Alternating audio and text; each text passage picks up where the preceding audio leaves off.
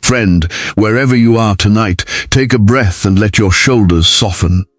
You do not have to carry this day any further on your own. Before we speak a single word of prayer, I want you to know that you are seen, you are loved, and you are not forgotten. Psalm 91 tells us that those who dwell in the shelter of the Most High will rest in His shadow. Tonight that shelter is for you. Maybe today felt heavy. Maybe worry followed you from the moment you woke up until now. I want to gently remind you that you were never meant to fight your battles alone. The Lord is your refuge, a very present help, and He is near to you right now, closer than your next breath. Let that truth settle quietly into your spirit as we begin. There is a hedge of protection that surrounds those who belong to God, unseen but very real. No weapon formed against you shall prosper. The scripture reminds us, and that promise still stands over your life tonight. So let hope rise gently in your heart, not loud or forceful, just steady, like a lamp that refuses to go out even in the darkest room. Tonight we are going to speak this psalm over your life 7 times, slowly, honestly, allowing each word to sink deep. This is not about performance or perfect emotion. It is simply you and God in a quiet moment, choosing to trust Him again. So let your heart grow still, let your hands open, and let us come before Him now in humble, surrendered prayer. Friend, I want to slow down with you for a moment and talk honestly about something so many of us struggle with, even those of us who have walked with the Lord for years. We struggle to rest. We struggle to let go. We carry things in our hands and in our hearts long after we were meant to set them down, because somewhere along the way we started believing that our strength was the thing holding everything together. But tonight, I want to gently remind you of a truth that Psalm 91 opens with, a truth so simple it is easy to miss. It says that the one who dwells in the shelter of the Most High will rest in the shadow of the Almighty, not the shelter of their own effort, not the shadow of their own striving, His shelter. His shadow. There is a difference between resting in God and simply resting because you are exhausted. Exhaustion will eventually force you to stop, but it does not bring peace. It only brings a pause before the next wave of worry. What the Lord offers is different. He offers a dwelling place, a settled place, somewhere you can return to again and again, not just when your body gives out, but as a way of living. To dwell means to stay, to remain, to make your home there. It is not a visit. It is not something you do once when things get hard and then leave the moment life feels manageable again. It is a daily choosing, a daily returning, a daily laying down of your own strength so that His can hold you instead. So many of us were taught, whether directly or indirectly, that strength means never needing anyone, that faith means gritting your teeth and pushing through no matter how tired you are. But that is not the picture Scripture gives us. Even Jesus, in the fullness of His divinity, still withdrew to quiet places to be alone with the Father. If the Son of God modeled dependence, why do we think we are exempt from it? Why do we think we are somehow stronger than He was, that we can carry burdens meant for God's shoulders and not feel the weight crushing us slowly, quietly, over time? I think many of us are more tired than we let on. We smile through the day, we show up for our families, we meet our responsibilities, but underneath it all there is a quiet ache, a longing to just stop pretending we have it all together. And I want you to hear me gently say this tonight. You do not have to have it all there or whatever. To what you were asked to do is come. Come and rest. Come and dwell. Come all who are weary and heavy laden, and I will give you rest, Jesus said. Not I will give you a plan to fix everything yourself. Not I will give you the strength to keep pretending. Rest. That is the invitation. Resting in God's shelter does not mean doing nothing. It does not mean abandoning wisdom or responsibility or the good work He has called you to. It means shifting where your confidence comes from. It means the difference between working from anxiety and working from peace, between striving to earn safety and living from a safety that has already been given to you. When you dwell in His shelter, you still get up, you still labor, you still care for the people in your life, but you do it from a settled place rather than a frantic one. You do it knowing that ultimately the outcome is not resting on your shoulders alone. Think about a child who has learned to trust a parent completely. That child still runs and plays and falls down and gets back up, but there is no deep fear underneath their movement, because they know that if something truly goes wrong, someone bigger than them is watching, someone bigger than them will step in. That is the kind of trust the Lord is inviting you into tonight. Not passivity but security. Not laziness but peace underneath your effort instead of panic driving it. I know it is not always easy to shift from relying on your own strength to resting in His. We have spent years building habits of self-reliance. Sometimes because we had no other choice, sometimes because people let us down and we decided quietly, somewhere in our hearts, that we would never depend on anyone again, not even God, not fully. If that describes you, I am not here to shame you for that. I understand why you built those walls. But I want to gently invite you to consider that God is not like the people who let you down. He is not tired the way we get tired. He does not run out of patience the way we do. Scripture reminds us that He neither slumbers nor sleeps, that He is a constant, steady presence watching over you.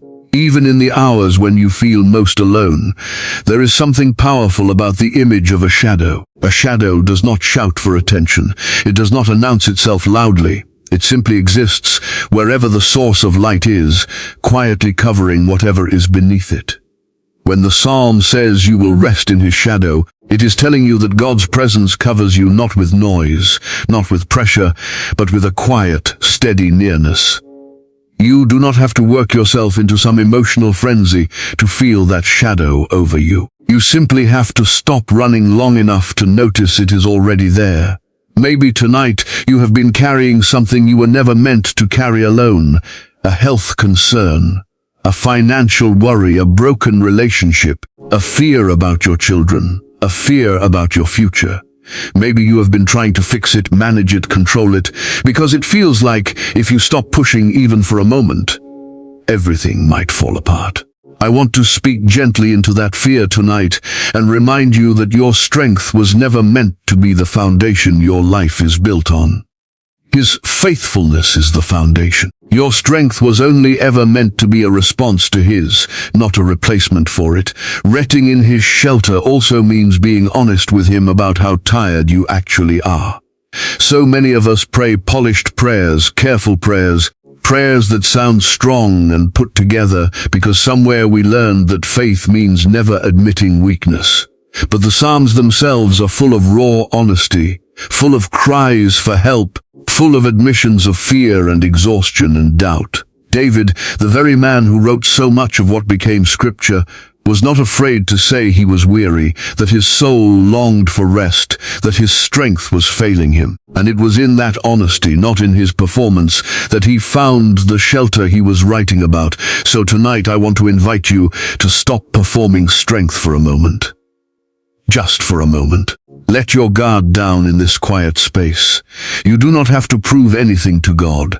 He already sees everything you have been carrying, everything you have been trying to manage on your own, every late night spent worrying, every smile you gave someone while your heart was breaking underneath it. He sees it, and He is not asking you to keep pushing through it by yourself. He is asking you to come and dwell, to come and rest, to let His shadow be enough, even when your own strength clearly is not.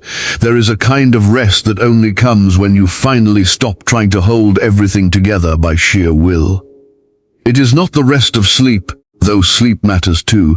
It is the deeper rest of the soul, the rest that comes when you finally believe, even just a little, that you are not alone in this, that someone bigger than your circumstances is present, aware, and near. That rest does not remove your problems immediately.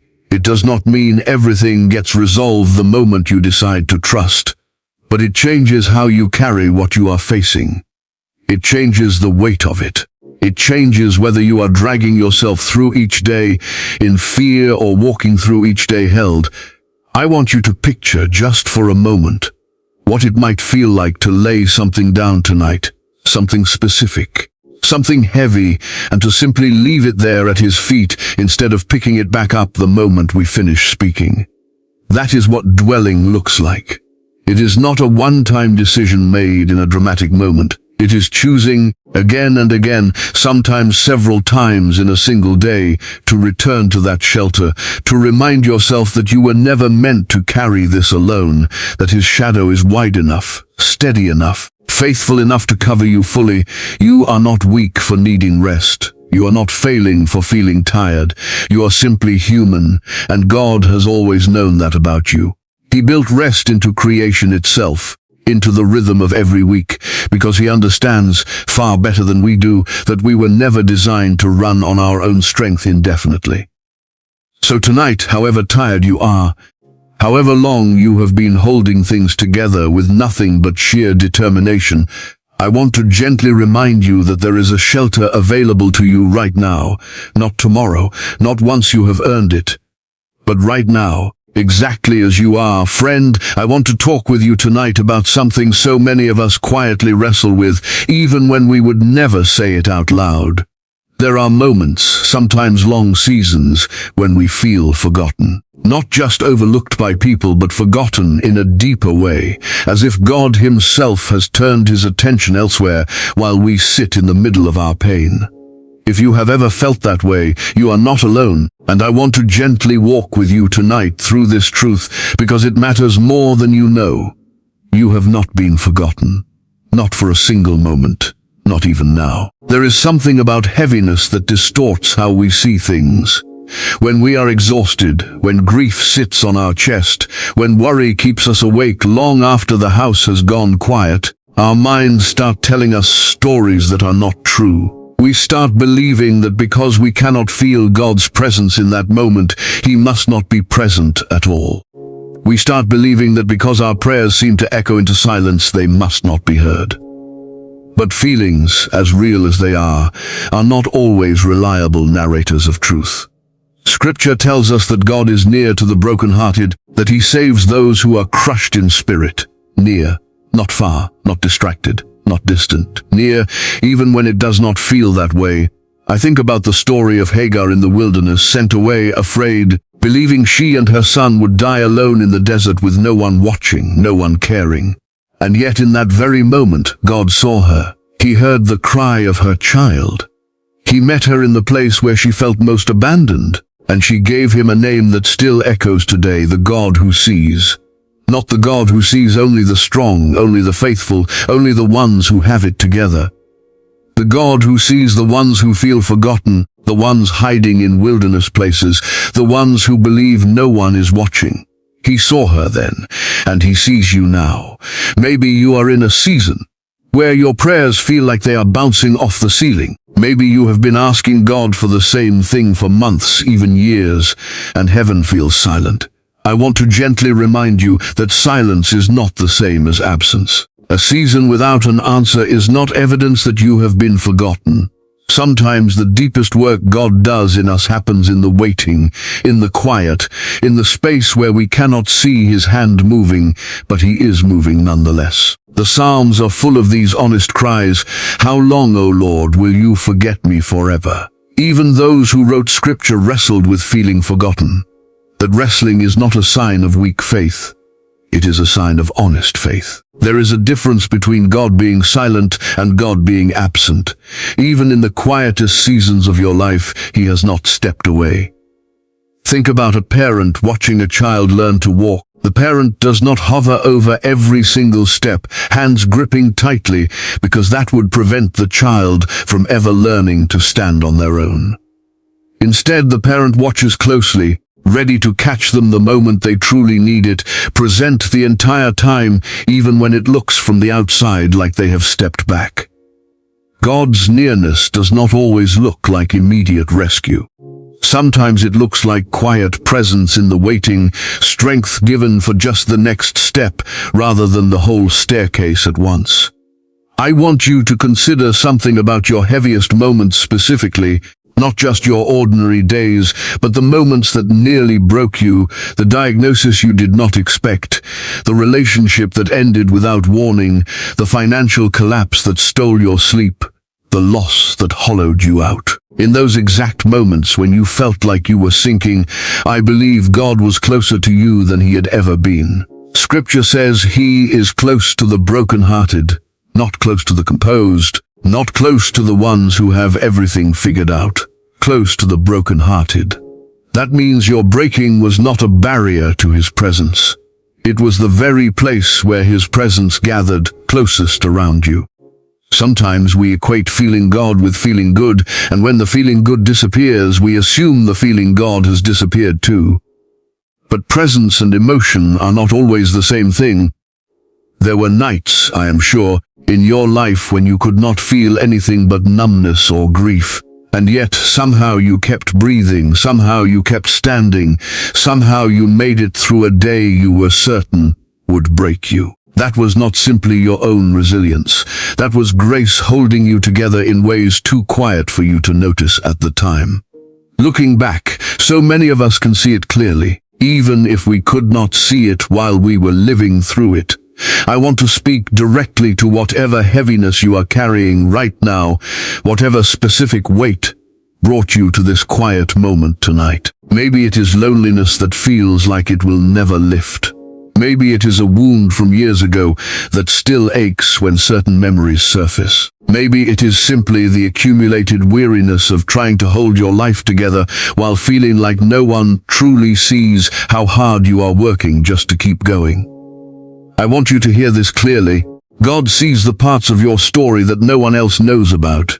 He sees the tears you cry alone in your car, the prayers you whisper in the dark so no one else hears, the fear you carry quietly so you do not burden the people around you. None of it has gone unnoticed. None of it has gone unrecorded. There is a verse that says God collects our tears in a bottle, that he writes them in his book. That is not poetic exaggeration. That is a picture of how closely he pays attention to what we go through, how nothing about your pain is wasted or ignored in his presence. You may feel forgotten by people, and sometimes that feeling is rooted in real experience, real people who did walk away, real relationships that did not hold the weight you needed them to hold. That pain is valid, and I do not want to dismiss it. But even in the moments when people failed you, even in the moments when you were left to face things alone, God did not walk away. He was present in the room you thought was empty. I think of Joseph, sold by his own brothers, forgotten in a prison cell for years after doing what was right, watching others get freed, while he remained forgotten by everyone around him. And yet, Scripture tells us the Lord was with Joseph the entire time, even in that prison, even in that waiting, even when it looked to everyone else like he had been abandoned. What looked like forgottenness from the outside was actually preparation happening quietly on the inside. God shaping something in Joseph that could only be shaped in that specific season of feeling unseen. If that was true for Joseph, it can be true for you as well. What feels like forgottenness in your life right now may actually be a season where God is doing quiet work that will only make sense later. I want to gently remind you that being forgotten and being still are not the same thing. Sometimes what we interpret as God forgetting us is actually God asking us to be still, to stop striving, to stop trying to fix everything through our own effort, and simply wait on him. Waiting is hard. Waiting can feel like abandonment, especially in a world that moves so fast, where we are used to instant answers and instant solutions. But God does not operate on our timeline, and his delay is never a sign of his absence. Scripture reminds us that those who wait on the Lord will renew their strength, that they will rise like eagles, that they will run and not grow weary. That promise is not for people who never had to wait. It is specifically for those who waited, who felt forgotten, who kept trusting anyway. Tonight, wherever you are, whatever heaviness sits on your chest, I want you to know that your pain has not gone unseen. Your tears have not gone uncounted. Your prayers have not gone unheard, even the ones that felt too tired or too broken to form full sentences. God has been present in every version of you, the strong version and the barely holding on version, the confident version and the version curled up in the dark, wondering if anyone even notices you are struggling. He notices. He has always noticed. And he is noticing you now, in this very moment, as you sit here listening, as you allow yourself to be honest about how heavy things have felt. Friend, tonight I want to gently speak with you about something that is easy to doubt when life feels uncertain. Something we say we believe but often struggle to trust in the moments that matter most. Protection. Not the kind of protection we can measure with our eyes, not the kind that shows up as a wall we can see or a fence we can touch, but the kind that surrounds us quietly, faithfully, even when nothing around us looks safe. Psalm 91 speaks of this so clearly, describing how those who dwell in God's shelter will find refuge under his wings, how his faithfulness will be their shield. A shield we cannot always see, a covering we cannot always feel, but real nonetheless. There is something in us that wants proof before we trust. We want to see the wall before we believe we are protected. We want to feel the shield before we believe it exists. And I understand that longing, because we live in bodies that respond to what is visible, what is tangible, what we can hold in our hands. But faith has always operated differently. Scripture tells us that faith is the assurance of things hoped for, the conviction of things not seen. That means the very nature of God's protection often works outside what our eyes can confirm. It does not mean it is not real. It means it is the kind of real that requires trust rather than sight. Think for a moment about how much of your life has already been protected in ways you never noticed. The accident you almost had but somehow avoided. The situation that seemed destined to harm you but shifted at the last moment for reasons you still cannot fully explain. The illness that could have taken a darker turn but did not. We rarely notice protection while it is happening. We usually only recognize it in hindsight, looking back and realizing how many times we were kept from something we did not even know we needed to be kept from. That is often how God's hedge works, quietly, invisibly, without announcement, simply holding back what could have harmed us before it ever reached us. I think of Job, a man who did not know that in the unseen realm, a conversation had taken place about him, a conversation revealing that God had placed a hedge of protection around him and everything he had. Job never saw that hedge. He never felt it directly. He simply lived his life, faithful and unaware, while an unseen boundary stood guard around him the entire time. That is a powerful picture for us tonight, because it reminds us that protection does not require our awareness to be effective. You do not have to feel the hedge for it to be standing. You do not have to sense the shield for it to be covering you. Its power was never dependent on your ability to perceive it. I know that this can feel difficult to hold on to, especially in seasons when life feels chaotic, when trouble seems to be finding you no matter how much you pray, when it feels like the hedge, if it exists at all, has failed you completely. I do not want to dismiss that pain or pretend that hardship never touches the faithful. Even Job, with that hedge described so clearly, still walked through devastating loss. Protection does not always mean the absence of hardship. Sometimes it means being carried through hardship rather than being consumed by it.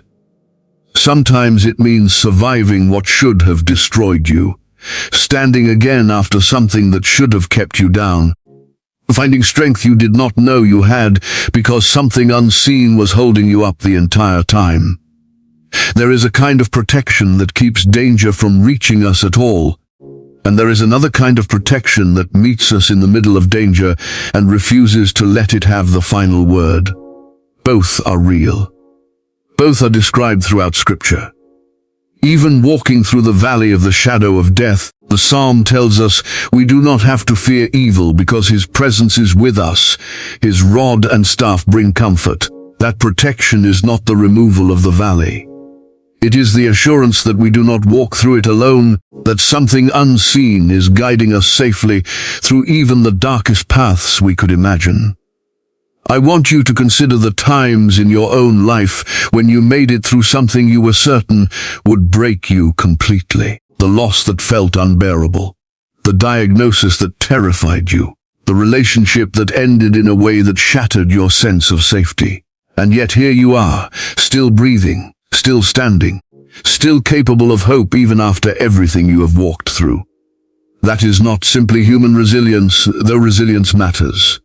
That is evidence of an unseen hand steadying you when you had no strength left to steady yourself. Protection often looks less like avoiding the storm and more like being kept safe within it, held together in ways that defy explanation when we look back honestly at how we survived. There is also a spiritual protection that Scripture speaks of, one that guards not just our bodies but our minds, our hearts, our very souls in the middle of chaos.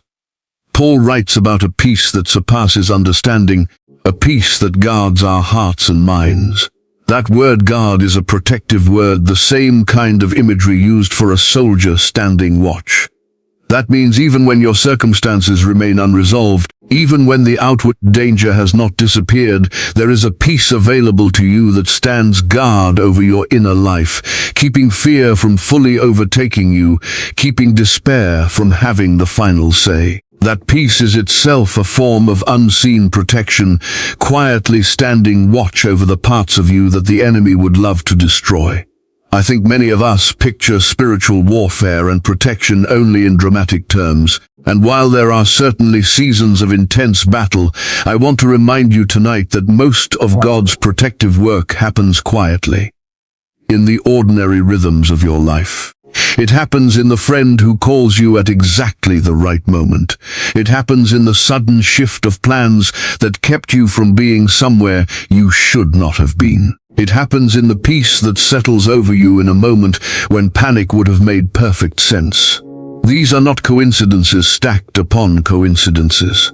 These are the fingerprints of an unseen hand moving on your behalf. More often than you probably realize, Scripture tells us that His angels are given charge over us to guard us in all our ways. That is not poetic language meant only for ancient believers facing physical battles. That promise still stands, still active, still true for you tonight, even in a world that looks nothing like the world it was written in. You may never see the moment an unseen hand redirected danger away from you. You may never know how many times you were kept safe simply because you were walking under a covering you could not perceive. That is the nature of this kind of protection. It does not need your recognition to be real. It simply needs your trust. I want to gently speak to the fear you might be carrying right now, whatever specific danger or uncertainty feels close to you tonight. Whether it is physical safety, financial collapse, a health concern, or simply the unknown stretching out in front of you with no clear answers. I want to remind you that the same God who placed a hedge around Job, the same God who guided Israel safely through the wilderness for 40 years, the same God who kept His people through famine and exile and every kind of danger imaginable, is not distant from your situation tonight. His nature has not changed. His faithfulness has not diminished. The same unseen hand that protected generations before you is still extended over your life, whether or not you can feel it in this exact moment. Protection does not always announce itself. It rarely comes with fanfare or clear evidence in the moment it happens. It shows up quietly in the ordinary details of a life kept safer than it had any reason to be. Tonight, as you sit here, I want you to consider all the ways you have already been protected without even realizing it, and let that awareness settle gently into your spirit, not as proof demanded before trust, but as trust deepening because of what you can now see when you look back honestly. The hedge around your life has likely been there far longer than you have known, quietly standing, faithfully holding, even in seasons when everything felt exposed and uncertain. Friend, tonight I want to talk with you about hope, but not the loud kind, not the kind that shows up with fireworks and grand declarations. I want to talk about the quiet kind of hope, the kind that grows slowly in the soil of a tired heart, the kind that does not depend on circumstances changing overnight to be real. So many of us have been taught to think of hope as something dramatic, something that arrives with a burst of certainty. But I want to gently remind you tonight that hope, in its truest form, is often much softer than that. Much steadier, much more patient than we give it credit for. There is a difference between hope and hype. hype is loud. Hype demands immediate results. Hype fades the moment circumstances shift even slightly in the wrong direction. But hope, real hope, the kind Scripture speaks of, is not built on the shifting sand of our feelings or our timelines. Romans tells us that hope does not put us to shame, because the love of God has been poured into our hearts. That hope is not dependent on whether today feels good or whether this week went the way you planned. It is anchored somewhere deeper, somewhere steadier, somewhere that does not move even when everything around you does. I think many of us have been disappointed by hope before, and because of that disappointment, we have quietly stopped hoping altogether, at least not out loud, not where anyone can see. We tell ourselves it is safer not to expect anything, safer not to believe for change, because if we do not hope, we cannot be let down again. I understand that instinct. I understand the self-protection behind it. But I want to gently invite you tonight to consider that the absence of hope is not actually safety. It is a slow kind of suffering, a quiet resignation that convinces us survival is the best we can ask for. God never intended for his people to simply survive. He intended for us to live with expectation, even in seasons of waiting, even when the answer has not yet come. Hope does not require fear to motivate it, and it does not require force to sustain it. This is important because so much of what passes for hope in our culture is actually anxiety dressed up in spiritual language, a frantic striving to make something happen because we are terrified of what will happen if we do not. That is not the hope Scripture describes. Biblical hope is not frantic. It is not forced. It is settled, even in uncertainty. It trusts the character of God more than it trusts the pace of his timing. It says, I do not know exactly how this will unfold, but I know who holds it, and that is enough for me to keep walking forward without panic driving every step. I think of Abraham, waiting decades for a promise that seemed increasingly impossible with each passing year. Scripture tells us that against hope, he believed in hope.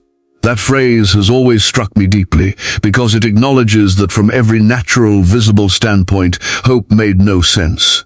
And yet he held on to it anyway, not because circumstances gave him reason to, but because the character of the one who made the promise gave him reason to. That is the kind of hope I want to gently encourage you toward tonight. Not hope based on what you can currently see, but hope based on who you know God to be. Even when what you see contradicts what you are hoping for, there is something powerful about hope that grows quietly, rather than loudly. A seed does not announce itself as it breaks open beneath the soil. There is no dramatic sound, no visible sign above the ground for weeks, sometimes longer. And yet something is happening, something real, something alive, even though nothing about it looks impressive from the outside. I believe hope often works this way in our hearts. It does not always feel powerful in the moment.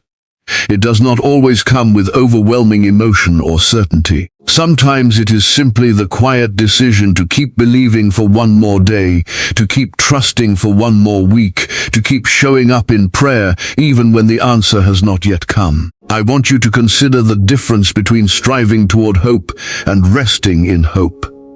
Striving looks like trying to force an outcome through sheer effort, exhausting ourselves trying to make something happen on our own timeline because waiting feels unbearable. Resting in hope looks different.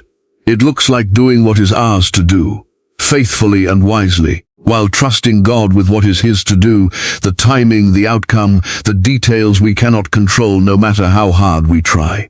This kind of hope does not mean passivity. It means partnership, walking forward with God rather than running ahead of him out of fear that he might be too slow.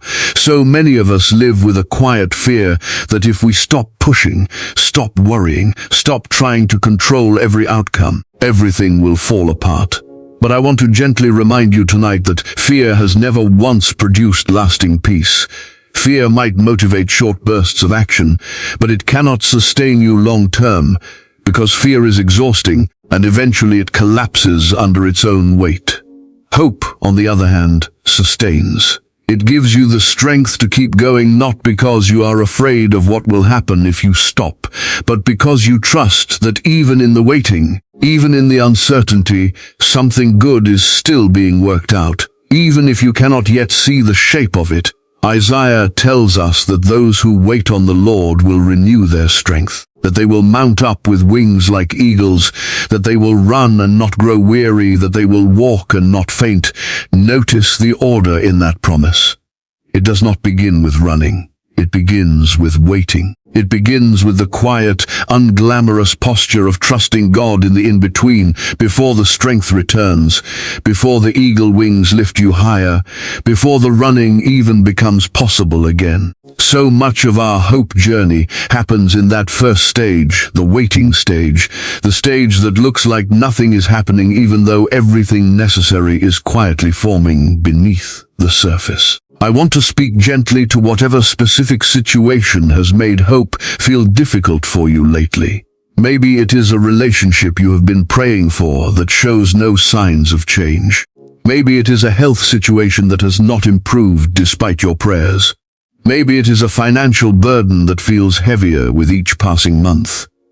Maybe it is simply a general weariness with life, a sense that things have been hard for so long that you have almost forgotten what hope even feels like.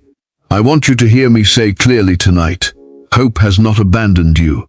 Even if it feels distant right now, it is still available to you, not as a demand to feel a certain way immediately, but as a quiet invitation to keep trusting, one small step at a time.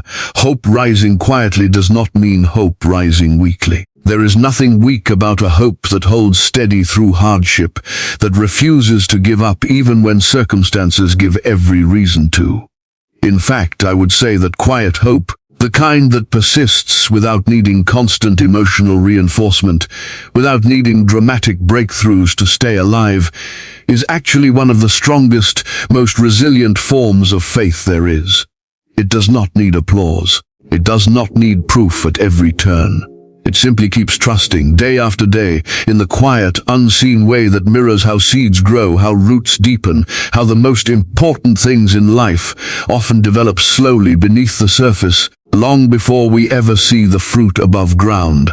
I want you to consider tonight that you do not need to force hope into existence through sheer willpower, and you do not need fear to keep you moving forward. You simply need to return again and again to trusting the character of God, His faithfulness, His nearness, His track record throughout Scripture and throughout your own life, even in the moments you have already walked through and somehow survived. Let hope rise the way it was always meant to, quietly, steadily, without needing to shout to be real. Let it settle into the parts of your heart that have grown weary from waiting, and let it remind you gently that waiting is not wasted, that quiet trust is not weakness, and that the God who began this work in you is not finished yet, even if the process looks nothing like what you expected.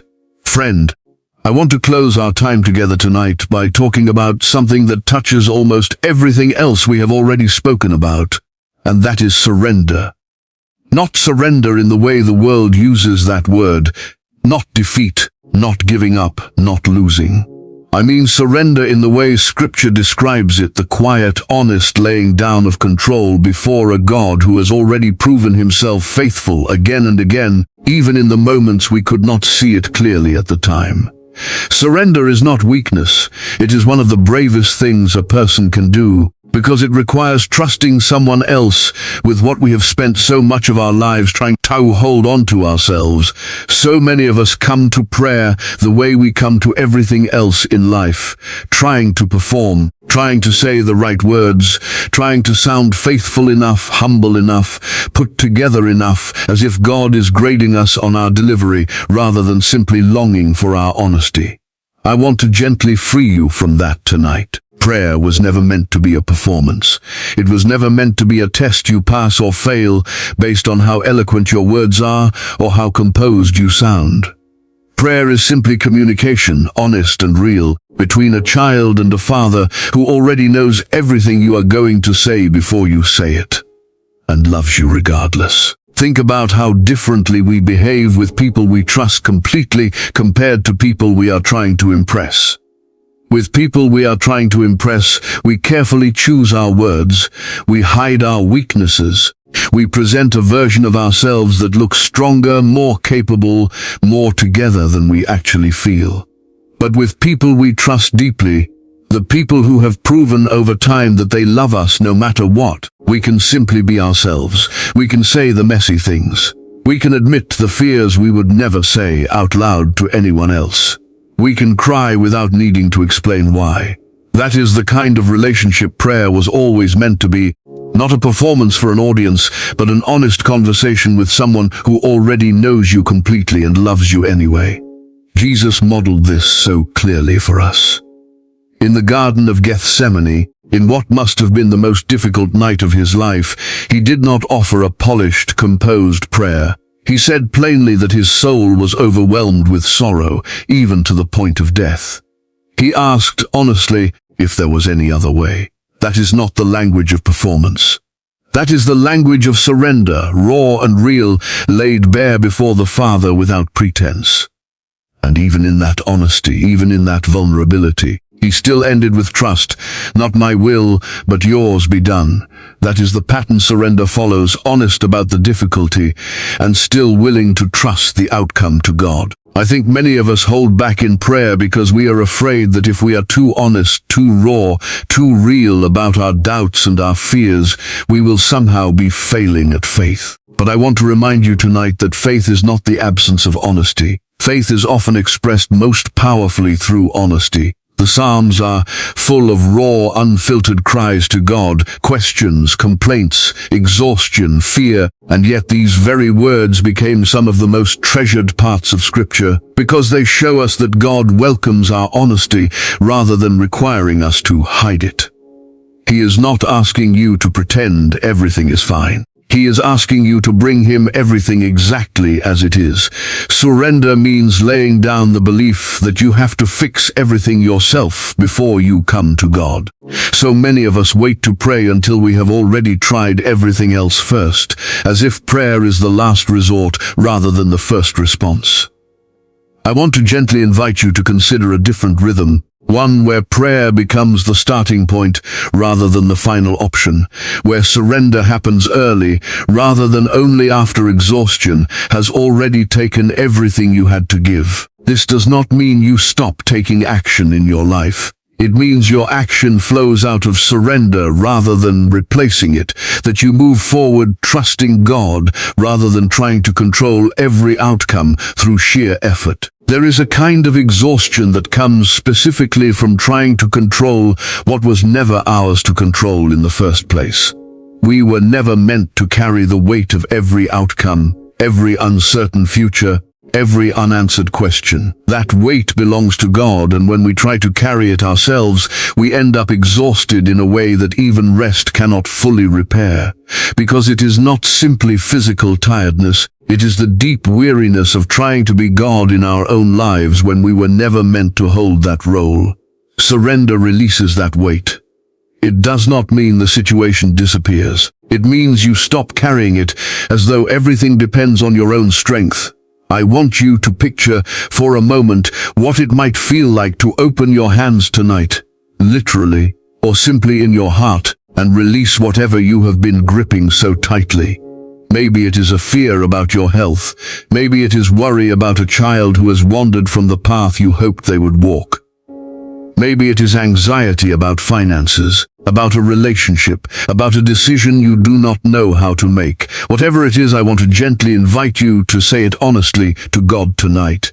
Not in polished language, not in careful phrasing, just honestly, the way you would speak to someone who has never once turned away from you. Because he never has, and he never will. Surrender is not a one-time act. It is a posture we return to again and again, sometimes daily. Sometimes several times within a single day. We surrender something, and then a few hours later we notice we have quietly picked it back up, gripping it tightly once more without even realizing when we grabbed hold of it again. That is simply part of being human. Surrender is not about achieving some permanent state of perfect release. It is about noticing when you have picked something back up and gently, without shame, choosing to lay it back down again. God is not frustrated by how many times you need to return to that posture. He welcomes you back every single time, patient with your process, patient with your humanity. I think about how a small child trusts a parent to catch them when they jump into the water, even though the child cannot see exactly how the catch will happen, even though there is a moment of vulnerability between the jump and the catch that requires complete trust. Surrender in prayer is a little like that moment, the space between releasing what we have been holding and trusting that God will meet us in the catching. It can feel vulnerable, it can feel uncertain, but it is in that very vulnerability that we discover how faithful He truly is, how consistently He meets us, how He has never once let us fall completely, even when it felt, in the moment, like we were in free fall with nothing beneath us.